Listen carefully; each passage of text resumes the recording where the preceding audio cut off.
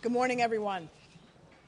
The Security Council, as you know, just met to discuss North Korea's highly provocative nuclear test.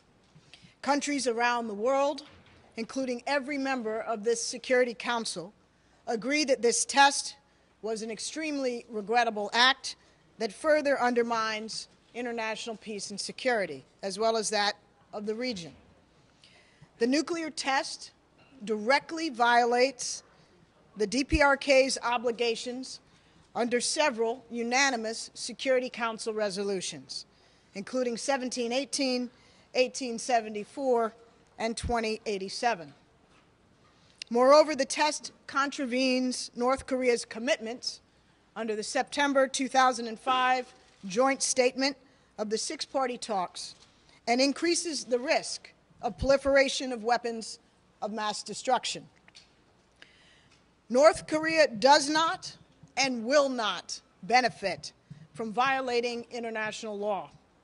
Far from achieving its stated goal of becoming a strong and prosperous nation, the DPRK has instead increasingly isolated and impoverished its people through its ill-advised pursuit of weapons of mass destruction and their means of delivery.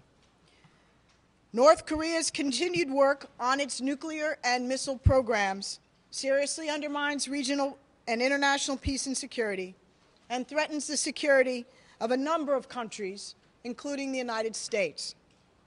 When the Council responded to the last DPRK provocation and violation of its obligations, we said, and the Council said, that it was clearly committed in Resolution 2087 to take, and I quote, significant action in the event of any further launch using ballistic missile technology or another nuclear test. And indeed, we will do so. To address the persistent danger posed by North Korea's threatening activities, the UN Security Council must and will deliver a swift, credible, and strong response by way of a Security Council resolution that further impedes the growth of DPRK's nuclear weapons and ballistic missile programs and its ability to engage in proliferation activities. In the days ahead, we will consult closely with other Council members and concerned UN member states to pursue appropriate further action. I'm happy to take a couple of quick questions on North Korea.